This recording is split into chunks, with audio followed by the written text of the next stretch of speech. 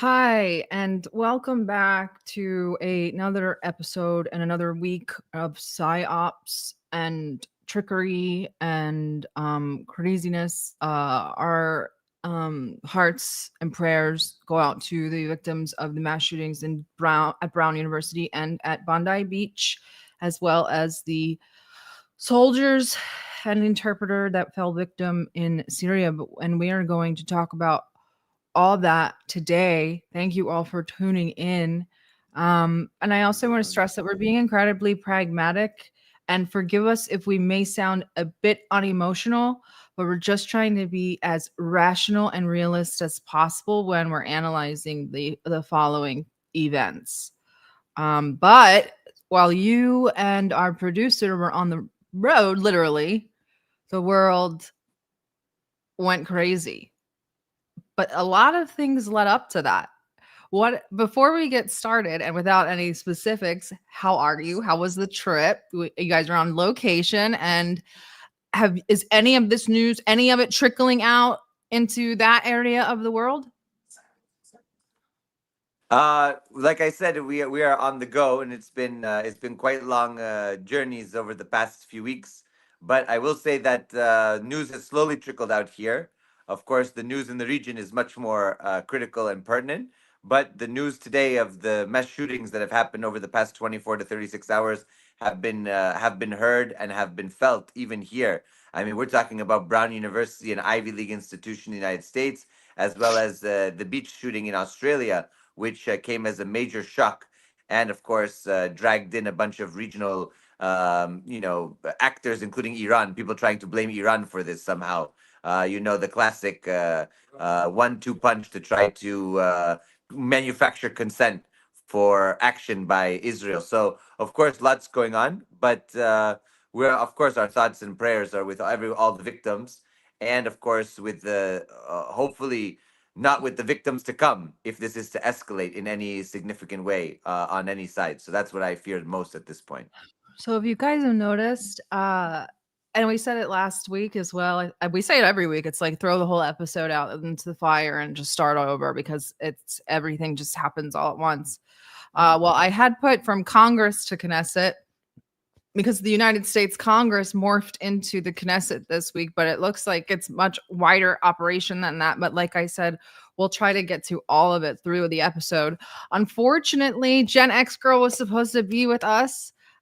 She is sick, but again, I'm going to plug her and I'm going to use her video instead. Gen X Girl has been doing the work on the propaganda campaign against Christians inside the United States, especially the evangelicals. Totally, very much especially if you are an evangelical. Make sure your churches aren't on these lists. Your pastors aren't on these lists. Some are, some aren't. There are some Protestant pastors that are speaking out against it, but it's gaining a lot of traction.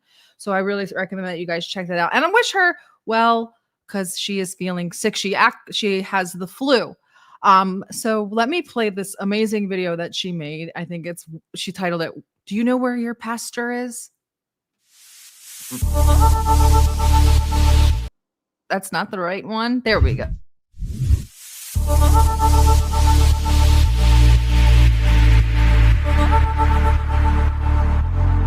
I'm here to be part of the Ambassador Summit taking place this week. We're here for 7 days to support Israel and to take what we learn back to our people back home. I believe it's imperative that we educate the younger generation on what it means to stand for Israel. There's a lot to learn, a lot to, be present for, and that is what I expect to do. I'm on fire to spread the good news about Israel. Israel's God's place. Jerusalem is God's place for God's people, and we need to support them. Reverend Johnny Moore.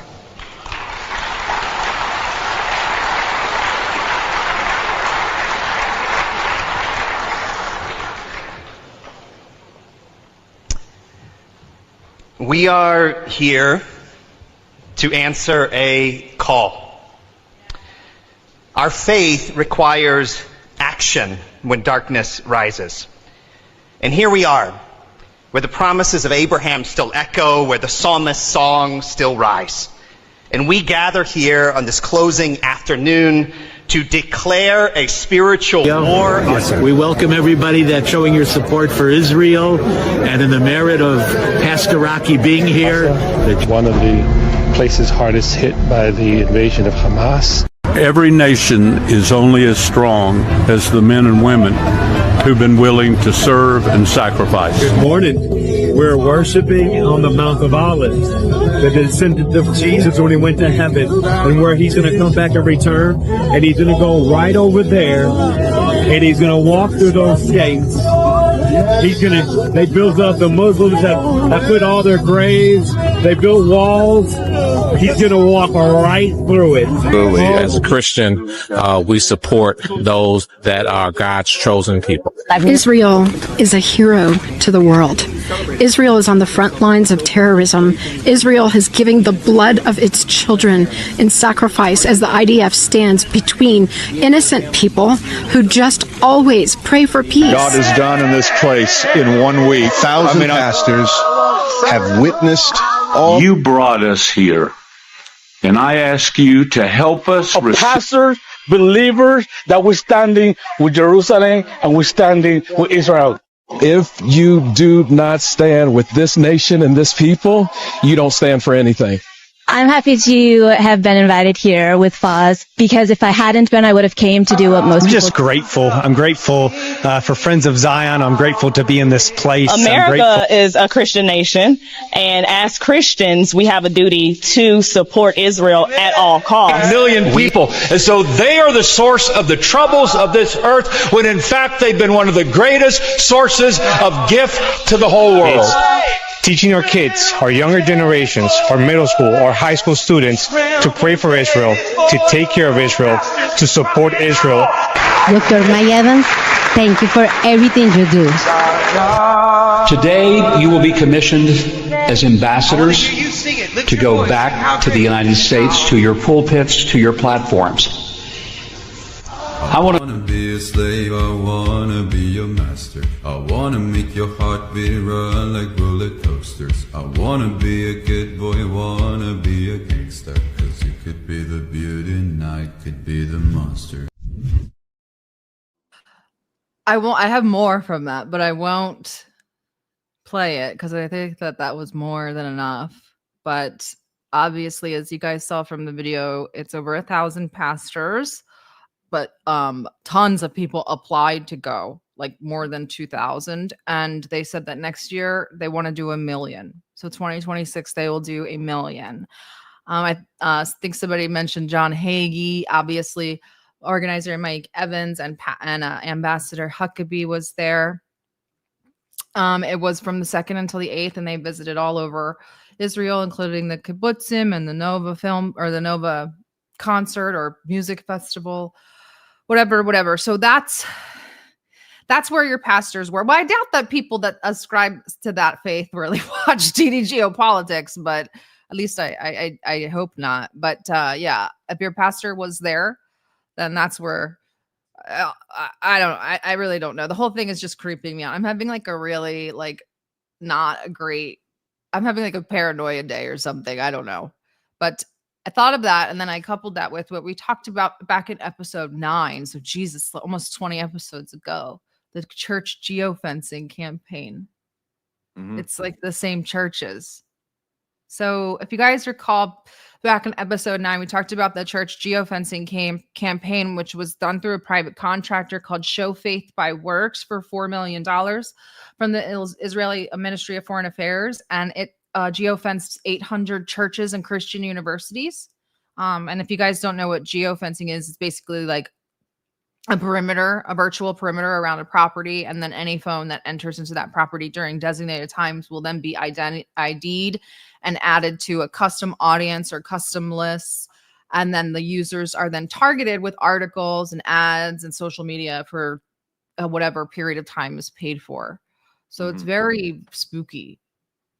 Do you have any thoughts on the religious aspect of everything? No, I just think once again, it's not only creepy, it's not only disturbing. I mean, those images that you saw, it's cult-like, and it's even beyond that. I mean, we're talking about a political movement that is very much taking hold of U.S. citizens, vulnerable U.S. citizens. They're not registered as foreign agents. They're not registered in any way, and these are basically operatives of a foreign government. I'm sorry to say, it's the truth. It's not just religion here. These are operatives of a foreign government. It's all about Israel. It's not about Israel in the biblical sense, the nation of the people of Israel. No, this is a political entity. This is a nation state with its own intelligence service, with its own military, with its own parliament, with its own rules and regulations and international diplomatic relations and things like that. I mean, this is a foreign country, and they are bringing in pastors, American citizens from the US, flying them there to become ambassadors of that country. How they do not register as foreign agents, or how they are not in any way vetted by the State Department or anything like that. I mean, this is a big deal. This is a big deal. So I just want to say, number one, I mean, just on the political diplomatic level, it is, I think, a basic violation of U.S. law. On the second level, I think that there is real concern here about the religious dimensions and how they are propagandizing and polluting Christianity as we know it. I mean, I'm sorry to say, the facts are there. The nation of Israel and the Jewish people, that covenant was superseded, transformed after the birth, death, and resurrection of Jesus Christ. It's just a fact. It's a theological fact. Christianity has always recognized this fact. Especially in the first century, there was a major split between those who were, you could say, Messianic Jews at the time, Hellenized Jews, and they began to, Gentiles started to come to the faith, and the Jews of the various persuasions who did not believe in Jesus Christ as, the Messiah. So with all of that, it's very important to recognize that the moments after the first century into the second century, third century, that split was done. No, everybody then understood that the church, the Christian church, the ecclesia, the Christian community was the new Israel. When Christ said, "I will, destroy the temple and rebuild it in 3 days," it meant himself, all of creation. It was done through his resurrection. So theologically speaking, there is no need for a state of Israel nor a chosen people, because everyone who is Christian now, all of creation has been saved, and there is no difference between Jew, Gentile, between man, woman, for all are one in Christ at this point. That's Paul in Galatians. So the fact that we are really heretical at this point amongst these evangelical Christians, I mean, they are committing heresy.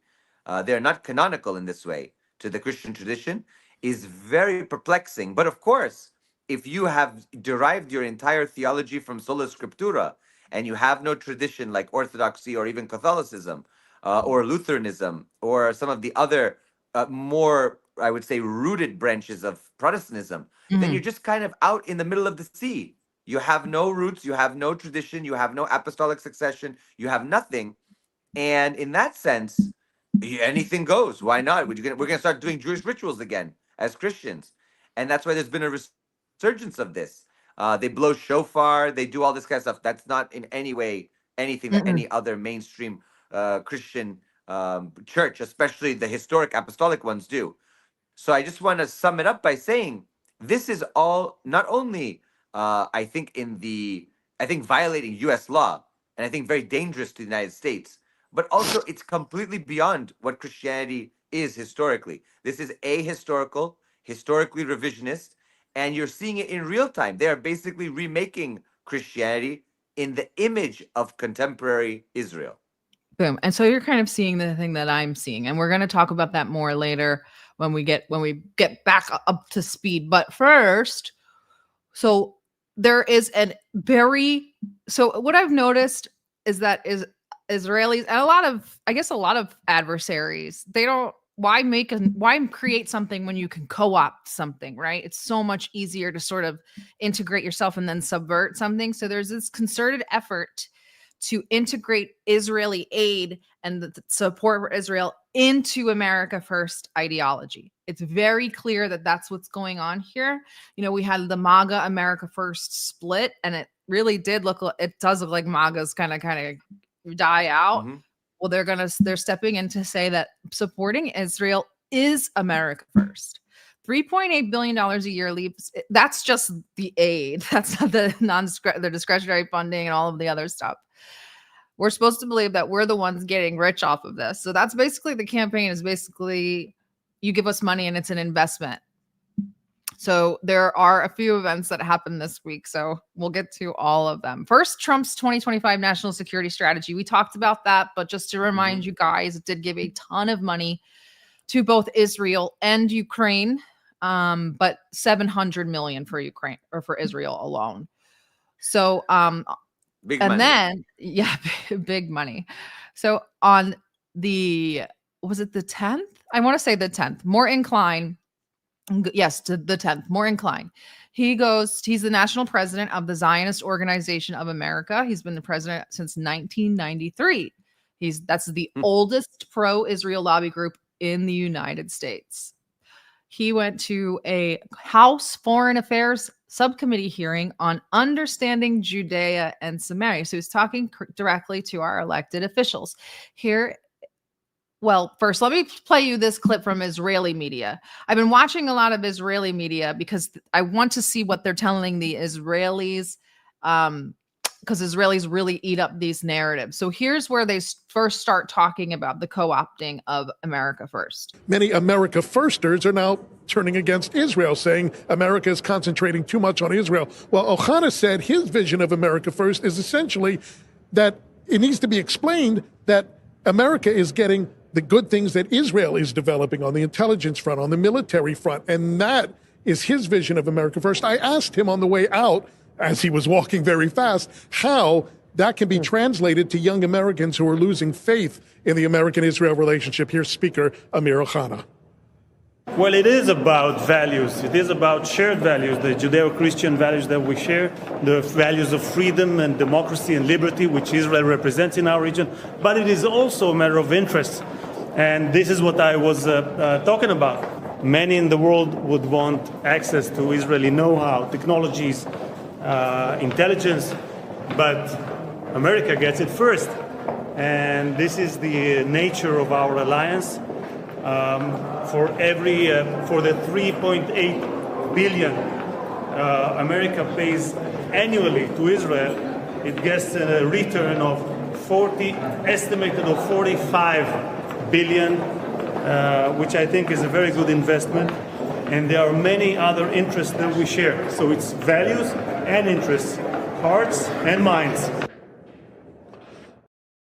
So there's a few-pronged approach. So we have the guy here saying, okay, that's the same thing. We're getting an investment back. So you appeal to the people who are worried about money. You appeal to a little bit of the America First.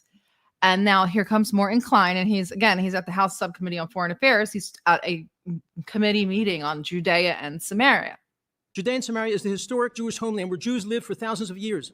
This is where the first Jew, Abraham, purchased his and Sarah's burial place, where God first speaks to Abraham, promising Judea and Samaria to him, which was the beginning of the Jewish connection to Judea and Samaria, where the Jews, Abraham, Isaac, Jacob, Sarah, Ruth, Leah, are buried in the cave of Machpelah, one of the holiest Jewish places in Judaism.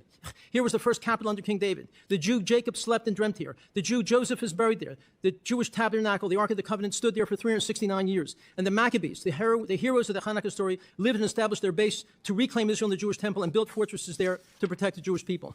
Exodus in the Bible relates that Moses and Joshua led the Jewish people to their homeland in Judea and Samaria. Jews have had a continuous presence there for over 3,000 years. The Romans renamed Judea and Samaria and surrounding areas Palestine after the Jewish enemy, the Philistines, to cause pain to the Jews and to try to de-Judaize the area. Arabs can't even pronounce the letter P. They can't say Palestine. They say Philistine.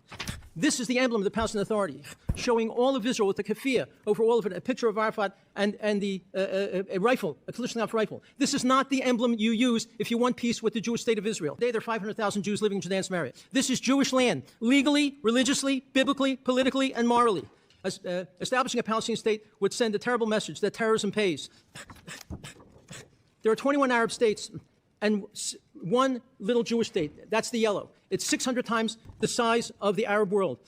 We need peace. If Israel doesn't have control of the Jewish heartland, Judea and Samaria, peace will be impossible. Again, Judea and Samaria, Jewish Israeli land, is Jewish land legally, religiously, biblically, politically, and morally. This is what's best for America. This is what's best for Israel. Thank you very, very much. Thank you, Mr. Klein. Legally, politically, biblically, and morally. We're appealing to all of the masses. So that's the West Bank, for those of you who don't know. That's Judea and Samaria. So that guy, I didn't really know that much about him, but apparently he is very close to the Trump and Netanyahu. And he is known as sort of this maniacal like demagogue, evangelical demagogue that attacks the liberal Zionist groups like J Street. He's like a bulldog that kind of goes after those guys. So again, that was in front of the House subcommittee. Keeping with our from Congress to Knesset theme, this happened that same day.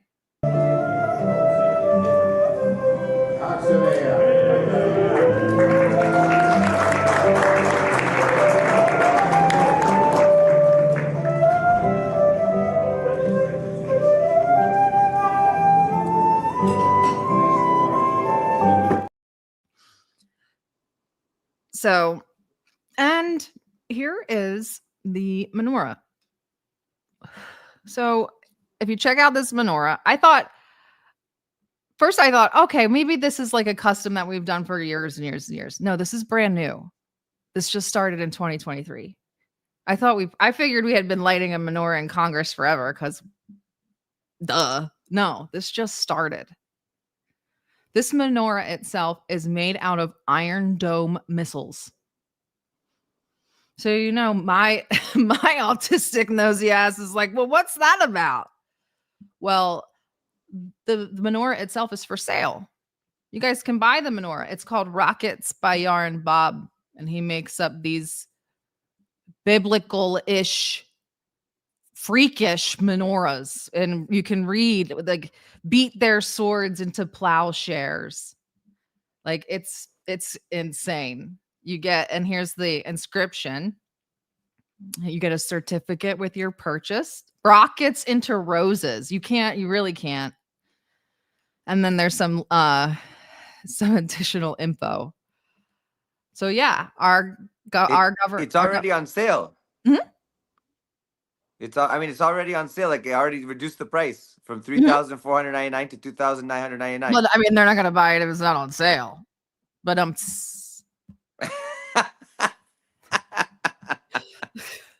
that was bad. Anyway, so these people didn't even do like a big Christmas like thing. They did a Hanukkah thing before they break for the holidays. That was the last thing they did. I just thought that was kind of weird. Like, it's very interesting. And we're gonna keep going with the theme. So obviously you guys saw it was Mike Johnson, Hakeem Jeffries, and Chuck Schumer. And the lead organizer was, of course, Chabad Lubavitch, Rabbi Levi Shem Tov. But this is only the third one. Yeah. So that's a new thing. If you guys want to link buy the menorah, I have it.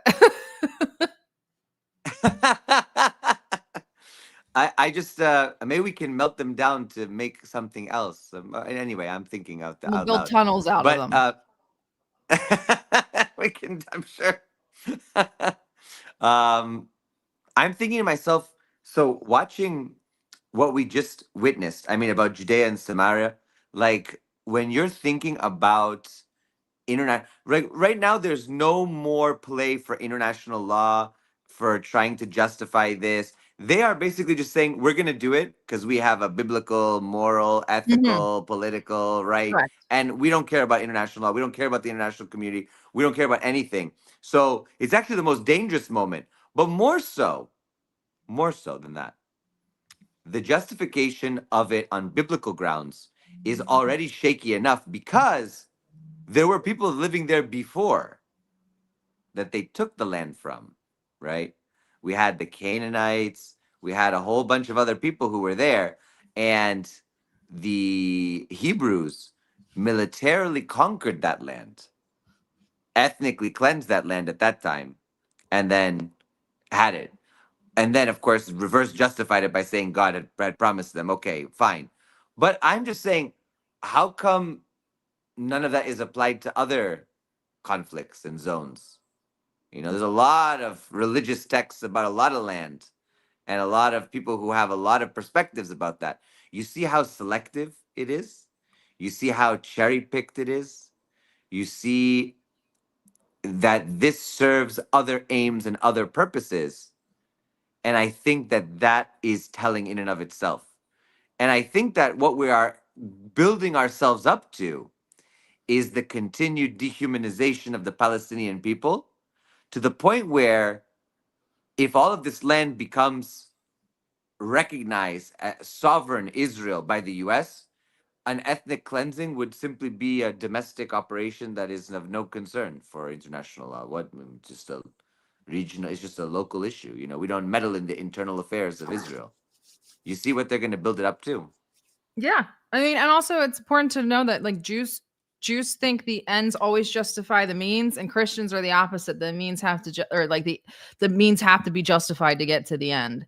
The Jews have a common goal, and no matter what it takes to get to that goal, they're going to get to it. So that's their own doctrine.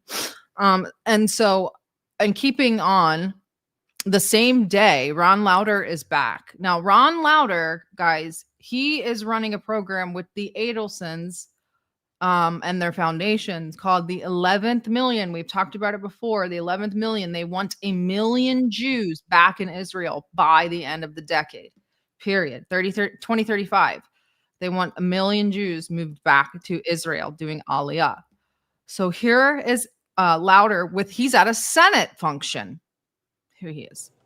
Anti-Semitism is rampant throughout our culture. For years, too many brushed it aside. They said, it's just a few angry kids. It won't go further. This is America. There is no anti-Semitism in America. They were wrong. Over the past 2 years, anti-Semitism didn't just rise. It exploded. We must spend as much as it takes to turn social media around with the truth, not lies. Remember, social media is a battleground for the next generation, just as education is. And it's not just colleges and universities. Today, our enemies have pushed their indoctrination against Jews and Western civilization all the way down from kindergarten through 12th grade. Textbooks have been changed by radicals. Our history has been distorted. Many young people have been brainwashed to hate Israel and the United States. They were raised with this over the past 20 years, and the largest teachers union has made anti-Israel part of the curriculum for children from kindergarten on. There is one thought I've known this for a fact, that colleges and universities have received tens of billions of dollars from foreign countries. These amounts should be known, and yet colleges have been silent. That must change. We should use every law on the books to hold universities and teachers unions accountable. If schools are breaking the law through Title VI, they should be sued. On that front, the Trump administration has been stellar, and I cannot thank Hamelin Dillon enough for her great work. He sounds scary. I mean, it's a sped up just a tad, I think it's like a 10th or a 2/10, but they're getting angry. This is what the vibe I'm getting. And I want you guys to keep in mind that they're saying we need to get in these K through 12 schools, right? Because we don't want to have to deal with this lawfare into the universities. We got to get into these K through 12 schools first. And they are. And we'll talk more about that later. But did you have any thoughts about Lauder's first part of his speech? Well, I just want to say, for me, I want to give a full background. I was the Western regional rep for the NEA, the teachers union that he's referring to, the largest teachers union in America. I was a pivotal part during these past few years of putting Palestine front and center, and of trying to correct the curriculum, which, by the way, was completely in the opposite direction. It was not in any way pro-Palestine. I mean, heavens forbid. It was that there are terrorists and Israel has right to exist, and how glorious was 1948. independence for the Jewish people, blah, blah, blah, in a lot of our textbooks. We were simply saying, you got to teach the other side too, that, the Nakba happened, that there's been ethnic cleansing, that there's been an ongoing, genocide for many decades at this point. And what she's referring to there is that we somehow were indoctrinating. And the lawfare that is now unleashed, which, by the way, was part of why I lost my job as a high school teacher before coming here to Russia for work. The rationale is that somehow these teachers' unions are just radicals and a bunch of, we're receiving money from who knows, Qatar. The insinuation is that we're receiving money from Qatar or Iran. I'm sorry, but Qatar and Iran do not fund my teacher's pension, nor do they fund the schools that comes from the taxpayers in my towns and communities, nor do they fund anything else. The trips, everything like that is paid for by us.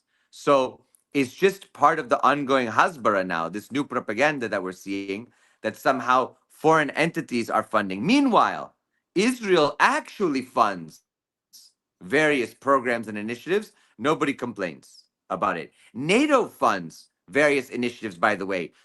German Bundestag funds German exchange programs. The European Union funds certain exchange programs for language students to go and to learn. And while they're in Brussels, they go visit NATO headquarters. But nobody's talking out about that, about the real brainwashing of the youth over the past decades into supporting the Euro-Atlantic alliance and the imperialist system. But somehow, for those of us speaking out for Palestine, we are the ones somehow brainwashing. No, I won't stand for this because it's not true. And I was in the classroom, I was in the battleground, right front and center for all of this from the beginning till of course this past year. Exactly. So he's talking about the school prongs. So the children, we'll talk the adolescents. So we already have the religious covered, law affairs covered, adolescents are covered. Now he's going to talk about political elections. Today, we're in the fight of our lives, and this is how we will fight back. First, we must use social media because that's what young people follow. And I must tell them that you must tell them the truth. Israel must finally get serious about public relations. If Israel can't tell its amazing story to the world, then its enemies will, and they've done it now. We must expose every renegade teacher and their unions. We must expect moral courage from our political officials, not excuses. We must rebuild education around truth, not slogans and lies. We will have to reinvent how we teach the history of the Jewish people because it's not working. Too many young people have never heard of the Holocaust. The World Jewish Congress has produced some excellent films that explain what happened. We want to show them in classrooms everywhere in the United States. And any candidate running for a seat in this building, whether for Congress or Senate, whose platform includes anti-Semitism, we will target them as they target us. Accordingly, we will start a fund to help their opponents. We cannot possibly sit by and let anti-Zionists determine our future. None of this will be easy. It will take time and effort from all of us.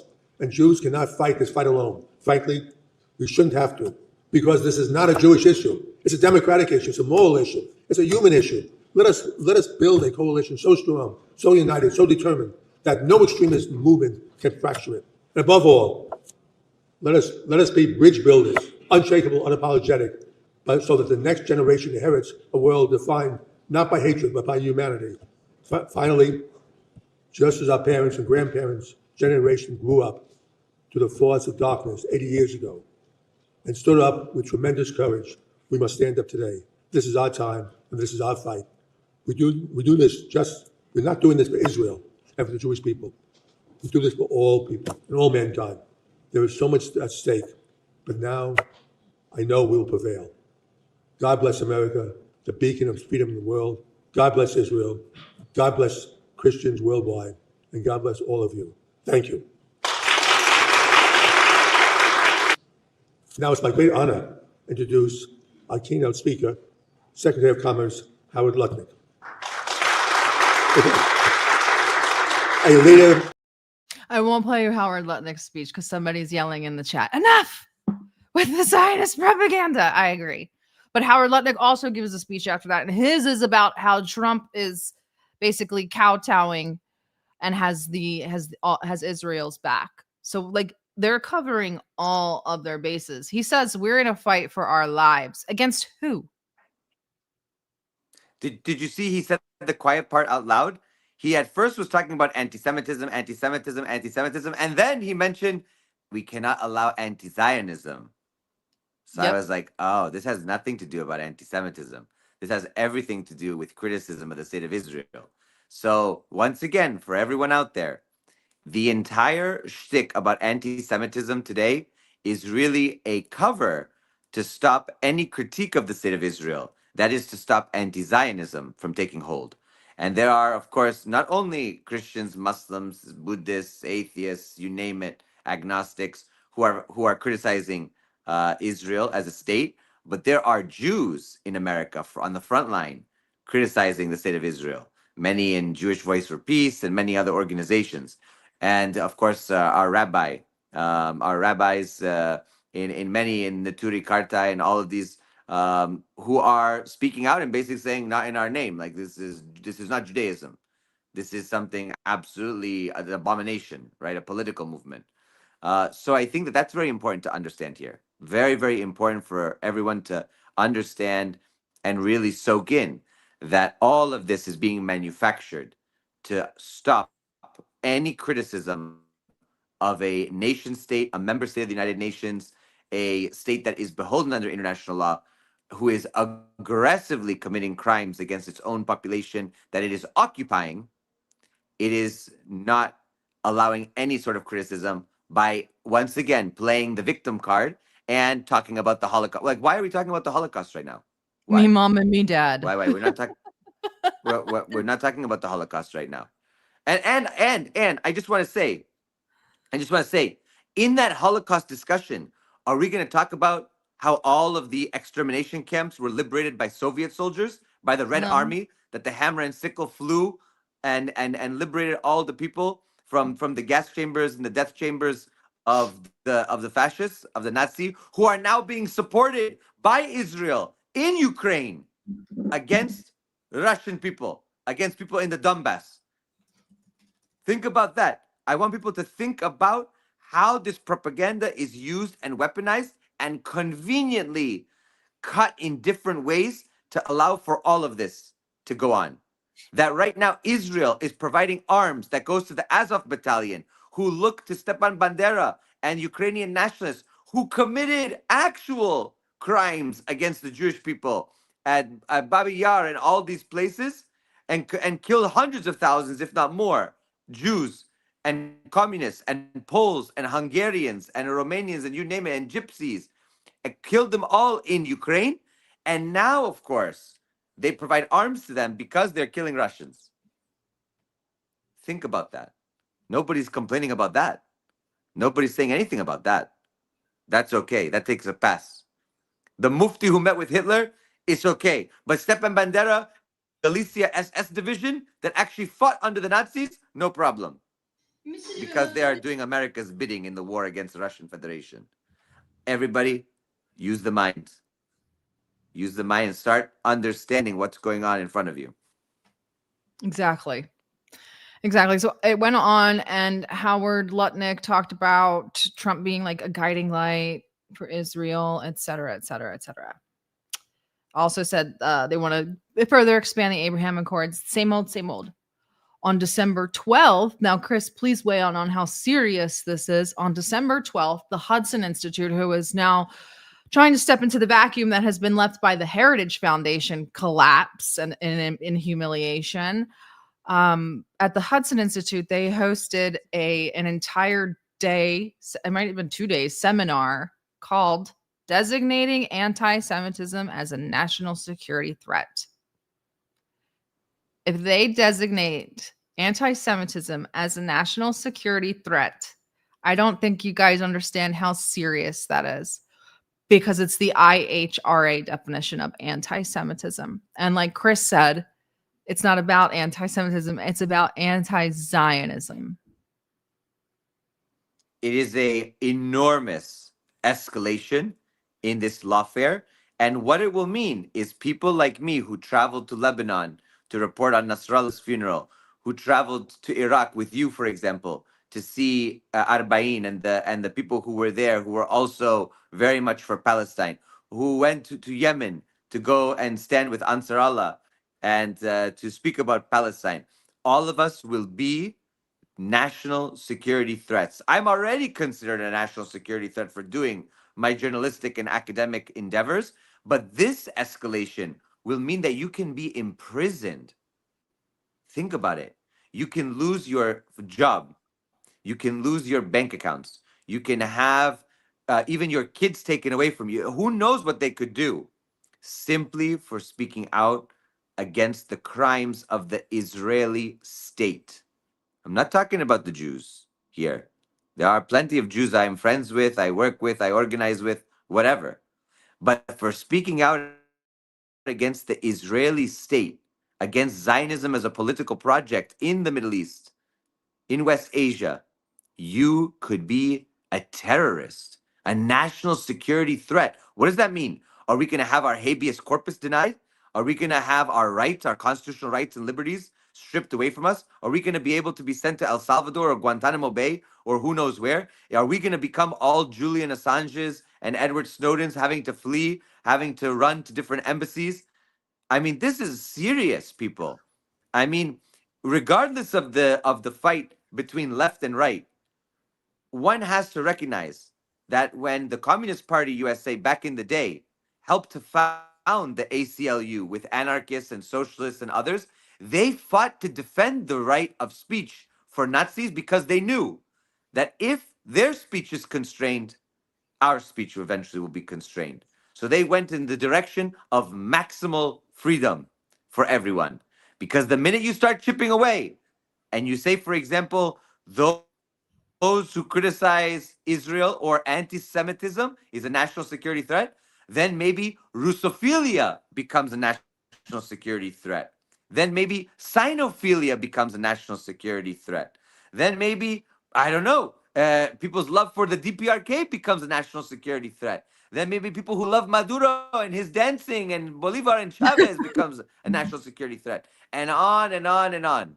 That's what I want to say. Be careful of the slippery slope. I have, over the years, come to understand the wisdom in many of our forefathers and foremothers who said, actually, even though I disagree ruthlessly and fight with the other side, I want them to have freedom of speech, because when they don't have it, we don't have it. That's the power of the state and the power of the lawfare that can go that can go on and can happen if one side is stripped away. And that's why I spoke out very ruthlessly against the persecution of political opponents of the Biden administration, because now you see the reverse. Now you're seeing the flip side of it. Now what we said was true has come to pass now for the other side. You see?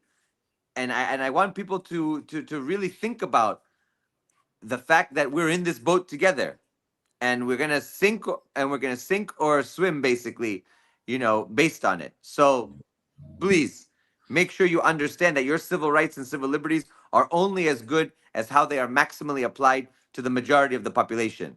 The less rights for the population, the less rights for you. Questioning evangelicism will be the next frontier watch. Yeah, could be. Absolutely could be. And I will only torture you with one clip from the entire day of the designate anti-Semitism as a national security threat. Just to say, where does your allegiance lie? Well, my allegiance lies with the United States of America. I like to think that I've proven that. Working with an ally, a major, to say technically, a major non-NATO U.S. ally, but beyond that, a major non-NATO U.S. ally that is all of those things that I already mentioned, that is a boon for the United States of America, not a liability for the United States. What ideas do you have for us about combating this, the purchase that these ideas are gaining among young conservatives? I don't have a silver bullet to dealing with this. And let me illustrate to why I think it is pervasive and there's not a silver bullet for it. I was speaking at one of our nation's military academies not that long ago, in a class, and having a conversation. And in that class, it was probably a 50-50 divide. I didn't ask everybody to raise their hands and tell me exactly where you were. I'm just judging this based upon the debate and the conversations and the questions, that I was being asked and the pushback that I was being given. That was in, one of our United States military academies. That there was probably a 50-50 divide about why we have this relationship. What is the benefit of this relationship? And I think what that tells me is we need to do a really good effort of showing the pervasive effort to drive this wedge through anti-Semitism, is my opinion, between the United States of America and one of our greatest allies anywhere in all of these spheres. So it's someone else using an anti-Semitism as a wedge to drive, or anti-Semitism wedge between the United States of America and Israel. This is a man who served both the United States military and then went and served the IDF and got his legs blown off. Like, I don't know why we're supposed to take these people serious. Why should he? Yeah. And then stood next to Jolani for a picture. The chutzpah. The chutzpah, Baruch Hashem. I don't even know if I'm using that right, but I'm just yelling it lately. Baruch Hashem. Anyway. But yeah, he just stands there for a photo. Like, it's why is a man who served in the IDF even allowed to be a representative? Go live in Israel. This is like Miriam Adelson. It's like, why is a woman who was born naturalized citizen of Israel, why is she in control of our politics? I don't understand why people think that such blatant, like, dual loyalty is okay. It's just. Can I also ask, if they're our greatest ally, why hasn't there been any reparations for the USS Liberty sinking? You know, what was up with these Israeli art students? What was up with, I mean, there's a lot of questions I have. What was up? There's been constant spying. There's been spying for decades against the US by Israel. There's been tons of connections and honeypots and you name it. There's been the Epstein situation and the case. There's been so many things that have gone on and transpired. Netanyahu came to the US and didn't even meet President Barack Obama at the time, went straight to Congress, gave a speech and left. Tell me another country where a world leader would come and not even meet with the sitting head of state and just use the Congress as a platform for their own political speeches. I mean, I don't see this relationship necessarily as the greatest ally at all. At all. And I'd be hard pressed for, you know, I'd be very interested to hear people really give a true account of how they have been such a great ally when they've been taking and taking and taking and creating tension and fomenting discord and even attacking US citizens, US service members. I'm really perplexed at how this narrative continues to be sold. It's disheartening at best. So a little bit of levity, maybe this might freak the guys out a little bit. So graphic warning, I guess, on this. Bari Weiss hired a new person. So we're going to get into the a little change of speed. Bari Weiss hired a new guy. He will now be headed to CBS Nightly News. This is a man that converted to Judaism, which, okay, that's not really that common, though.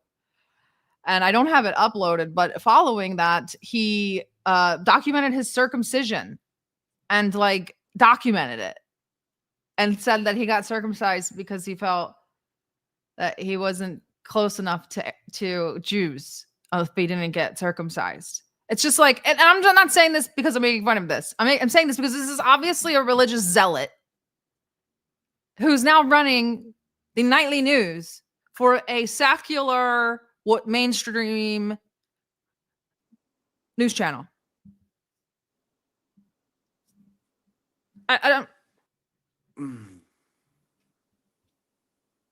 And it's also funny. I don't even know what to make of that. Like, I don't feel close enough to them. So here, let me lop off some of my skin so I can feel I can feel the pain they feel. I can lose senses. I just don't understand. I don't understand. I don't get it. I don't get it.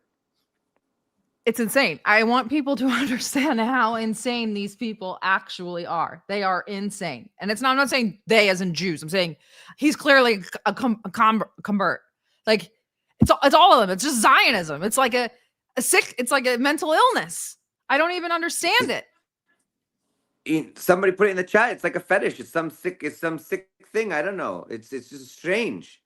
It's right. Strange. They fetishize the clothing. They fetishize the talit. They fetishize the fucking shofar. They fetishize everything. They're like, oh, these people like crawled out of the Bible. No, bro. What? I don't Every know. day, I wake up every day, another psyop. I don't know. It's I don't know. insane. It's very strange to me. All right, Very let's talk strange. about the insanity that has been the last 48 hours. Apparently, we're in a very Merry Christmas seasoning. Very Merry Christmas season. And it's also the first day of Hanukkah. So yesterday, chaos starts in Syria. It was about midday local, central Syria, Palmyra. Some people say Palmyra. A joint U.S.-Syrian patrol came under fire from a lone gunman suspected of ISIS ties and killed 2 U.S. Army soldiers and 1 U.S. civilian interpreter.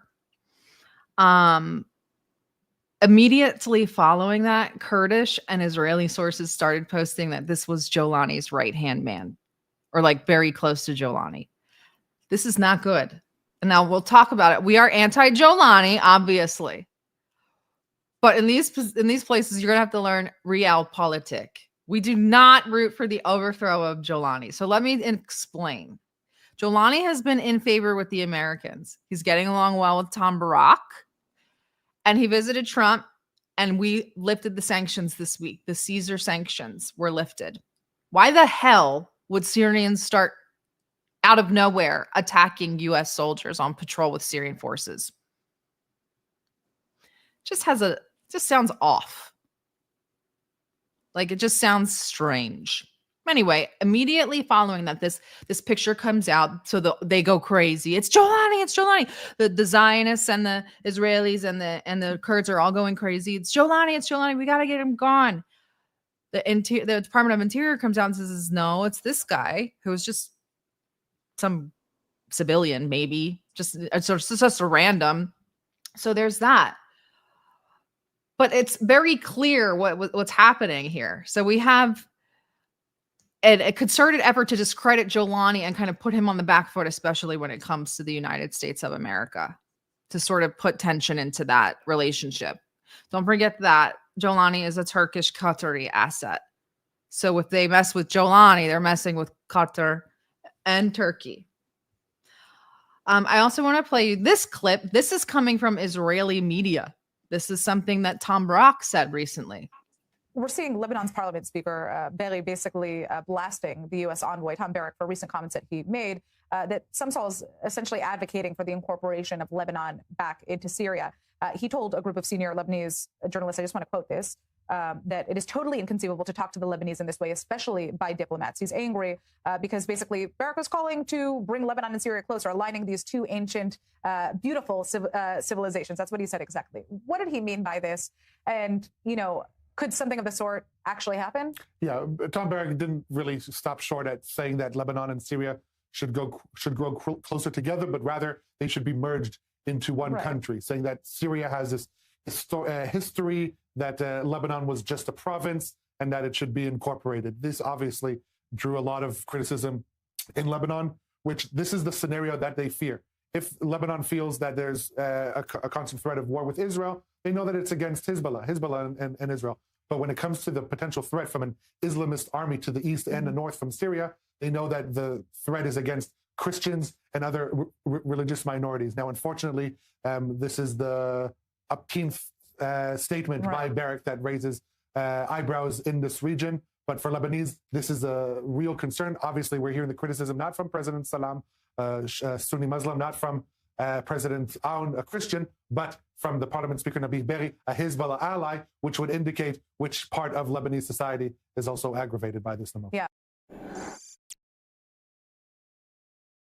Interesting. The Israelis are frothing at the mouth to get the northern parts of Syria and Lebanon under one umbrella while they take over the south. Always ask yourself, who benefits from these things? Who benefits from U.S. soldiers dying and causing chaos in Syria? And if you guys noticed, as that was unfolding, and it was a very small incident, somebody blew up the oil refinery in Syria. And the United States is like, we didn't do that. Who did? Who knows? Maybe it was the Ukrainians that blew up Nord Stream. I want to just throw out there, and I said it before, but I'm going to I got the conspiracy cap on now full time because this shit's crazy, as we say. I have a feeling that Jelani is going to be assassinated in the near term. And the reason why I say that is that there's tension within his coalition of jihadist, Salafi, Wahhabi groups. Yes, big. And basically, Jolani is seen as not radical enough. He's getting close to the Americans. He's getting close to the West. He's close to Israel. He met with President Putin. Basically, they're like, this guy has crossed the line for us. Like, you can buy Daesh flags in your local supermarket in Syria right now. So you can imagine that Jolani's out there working with all of these governments that Daesh might have been supported by and created by, but the fighters on the ground don't necessarily like. So I just think it's a very real possibility that Jolani gets taken out. Syria descends further into strife amongst various jihadist Takfiri groups, and not to mention the sectarian tensions that are already within, and the looming war in the Northeast. Let's not forget, forces of the Syrian state as well as the Turkish army are gearing up for a deadline for the SDF to integrate into the Syrian army and lay down their arms if they do not complete integration. Therefore, if that is to come to pass, we're going to see a major war on the Northeast once again. So that's an important thing to recognize here. I think that everyone should keep an eye out for what is to come in the coming months. We could see Syria descend further into chaos, and that means that we could see even more fragmentation, balkanization of Syria, and possibly Israel getting even more territory than they already have. I agree. And I think that there's a lot to read into that clip from Israeli media. They don't like Jolani. They're not really outwardly saying it, but it's clear they don't like him. But they made it a point to basically say the Maronites and the Sunnis of Lebanon are willing to go along with it. It's the Shia that are going to be the problem.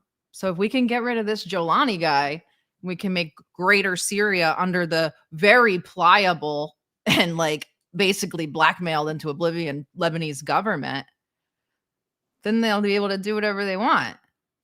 And I don't think the Lebanese government will really put up too much of a fight. I don't know. That's kind of scary. Am I saying too much?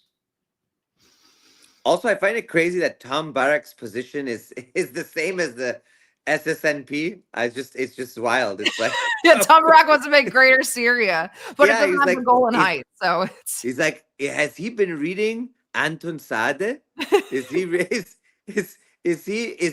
he now part of the Hurricanes? Like what?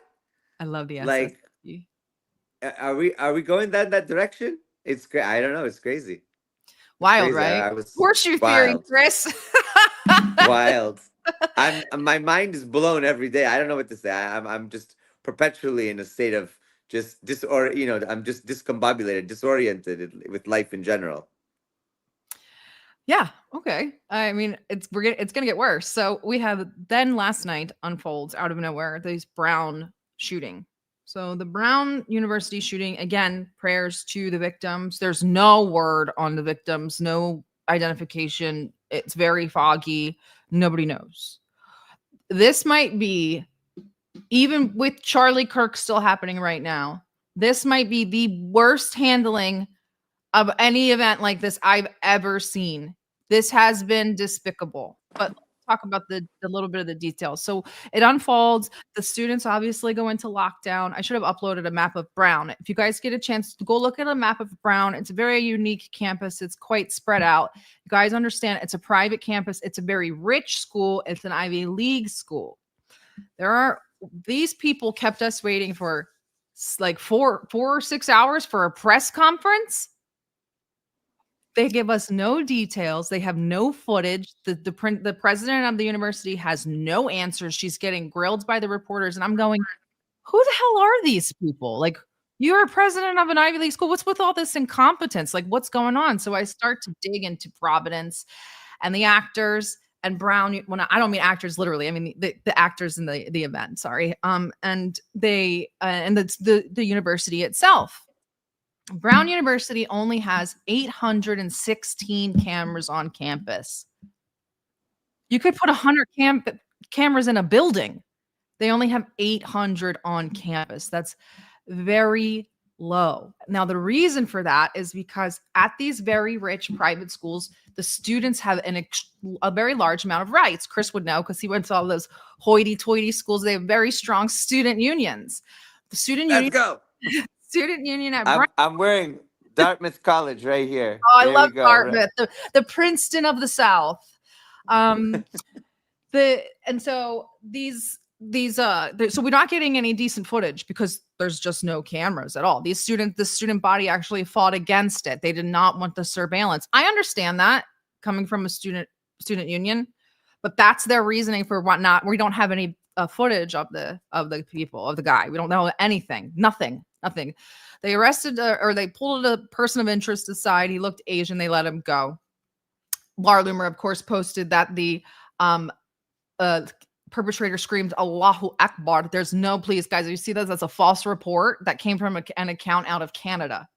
Okay, so please don't if you see it, call it out. Is kind of why I'm telling you. Brown University is 24% Jewish. It's a very high percentage. It's the highest percentage of all the Ivy League schools. It's one of the highest percentages in the country. It's the night before Hanukkah. This is really horrible if someone would do this on purpose. So we continue. These people have no clue what's going on, the principal and the mayor. So I say, who the hell is this mayor? Let me pull this up for you. So I start researching the mayor. Turns out he's a recent convert to Judaism. He converted during the genocide. Like, that's pretty wild that someone would convert during the genocide. So here he is, Providence mayor, converted to Judaism in 2024.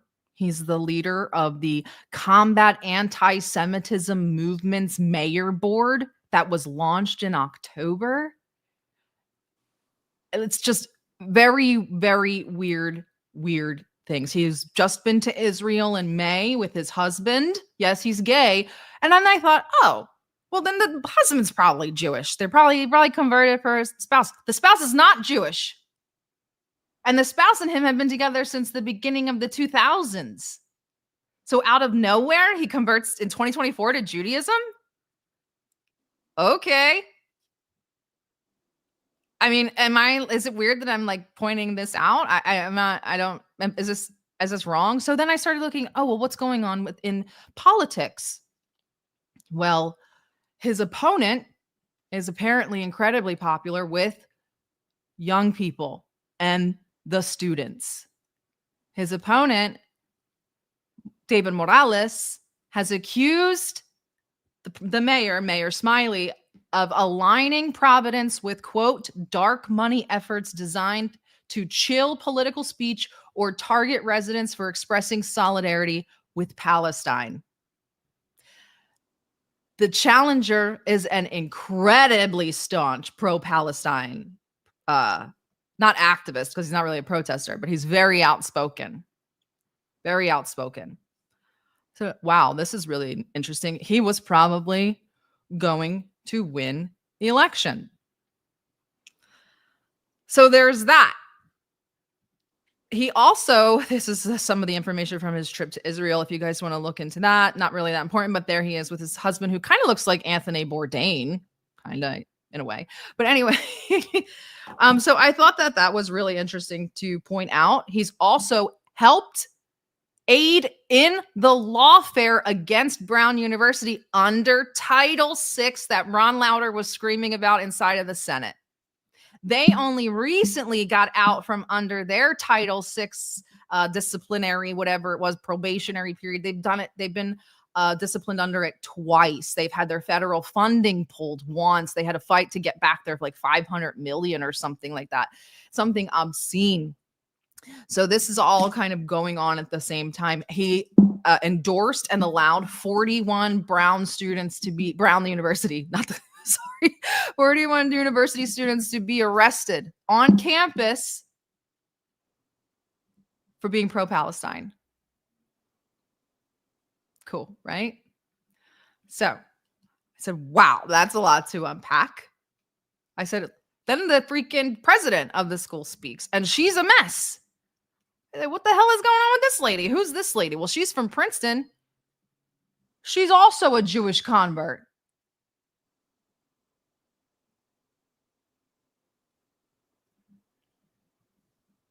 Now, obviously, she converted for her spouse, so that's obviously a better, more explanation.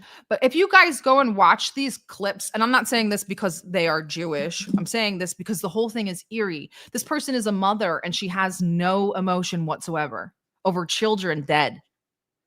They had those children in lockdown for almost over 12 hours, I think. Nothing, not even an apology. Okay?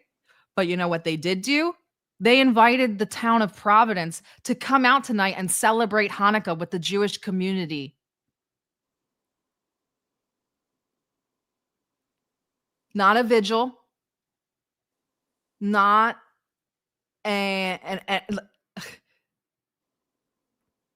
come out and celebrate Judaism with us. Why? I've never been invited to Hanukkah. I could see if they were like, we're going to have our Hanukkah ceremony, and afterwards we would hold a vigil for the victims. Please come and join us all together. Because they've already had their Christmas tree ceremony. It was last week. No, come to Hanukkah. Okay. All right. So that's what's going on in Providence. Do we have a proper tally yet of how many killed? They said 3, I believe, but they will not release any names. They released a very poor video of the suspect. It has no identifying features. And then today, the mayor said, we have no more information to give you. Nothing. He said, if I give you any information, it will jeopardize the investigation. But then he asked for help. Well, how would we help you? You showed us the back of a man dressed in all black from head to toe. You don't even know his hair color. So strange. Oh my God. I don't know. Nothing. They have nothing. Then while I was sleeping, they said they grabbed a person of interest at a local hotel. That turns out to just have been a person of interest and probably not linked to anything. There's nothing. It's bizarre. Really so crazy. Bizarre. So not only do we wake up to that, we wake up to the mass shooting in Bondi Beach. Also at a Hanukkah, or it was at a Hanukkah thing. It was at a Chabad event. Again, another tragedy. But the interesting thing about Bondi Beach is the people that were at, or say they were at Bondi Beach. What are the mathematical chances that someone would be at both October 7th and then in Sydney on Bondi Beach? I mean, those statistics are almost beyond improbability. I mean, that's statistically impossible almost. They're also saying that one of the rabbis that blessed the IDF before going to Gaza was killed. They said a Holocaust survivor was killed. It's insane. It's pandemonium.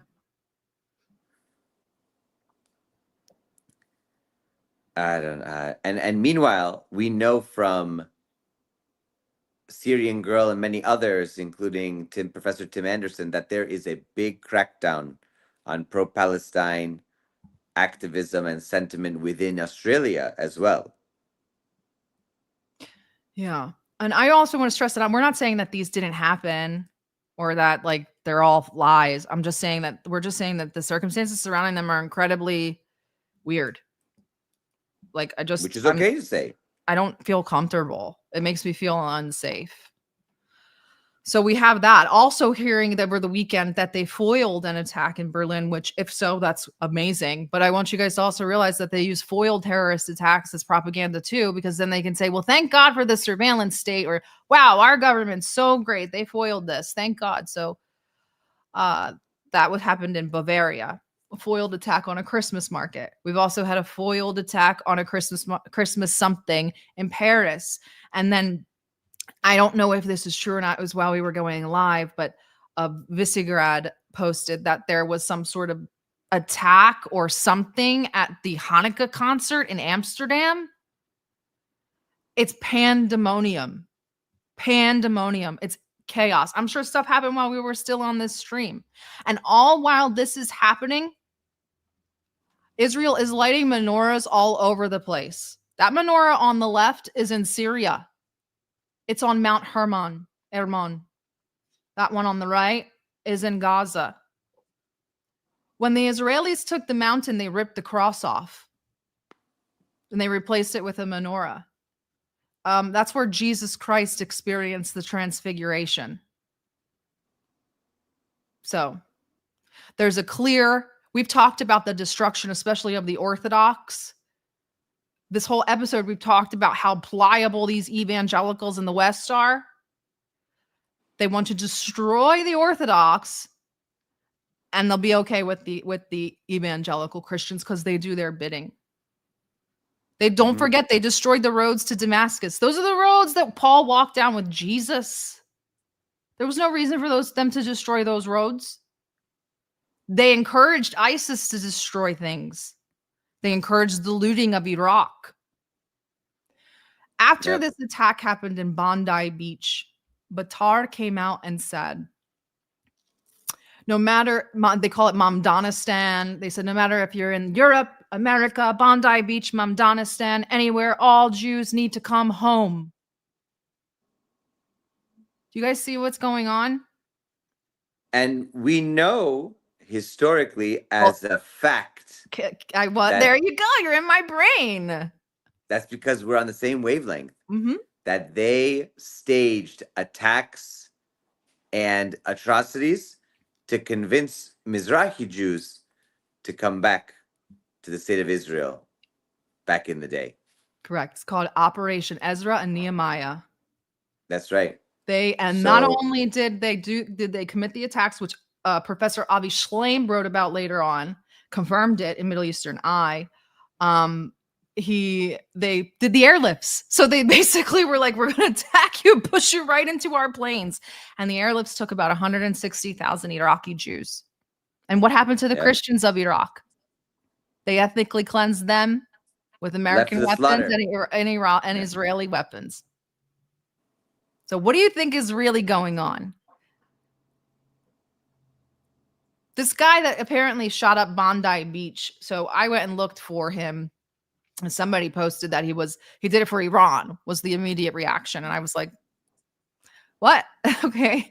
So we found the guy and he is a Wahhabist.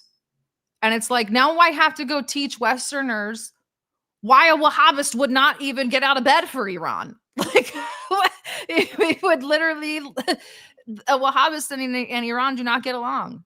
They're blaming. No, they've killed Iranians. They fought them. They massacred people in Iran too. Never mind in the region.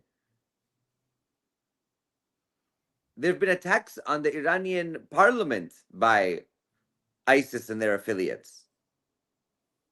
They're not friends. Again, this is like the same thing. Saddam Hussein is friends with Al-Qaeda during the build-up to the Iraq war. No, they're mortal enemies. Are you crazy? Saddam Hussein is an Arab, Ba'athist, socialist, secular guy. What does he have in common with bin Laden? Aside from the fact that both of them were armed and trained by the CIA. Who cultivates and rocks and brainwashes these people? It's the Zionists and the Saudis. Yeah. And if you look, and it's interesting, and now I'm thinking, because I look back on Kosovo, Serbia, when they were building the mosques and the masjids. We look at Pakistan where they were building the madrasas and the masjids and the mosques and everything. And they were indoctrinating people.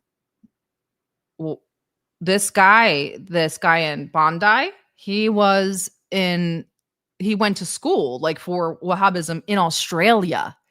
He was radicalized in the West. Right. So are these radicalization centers now on our soil? They've always been. Will these new Wahhabist Salafists now be utilized in our areas like they were used in places like Serbia? Mm-hmm. I just want to say, country, yeah.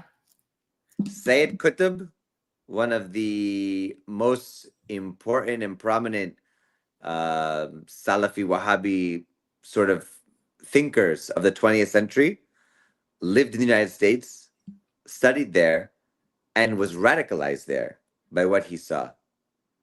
And it was one of his most important texts where he talked about living in the US and seeing what he claimed to be the degeneracy and collapse of American society.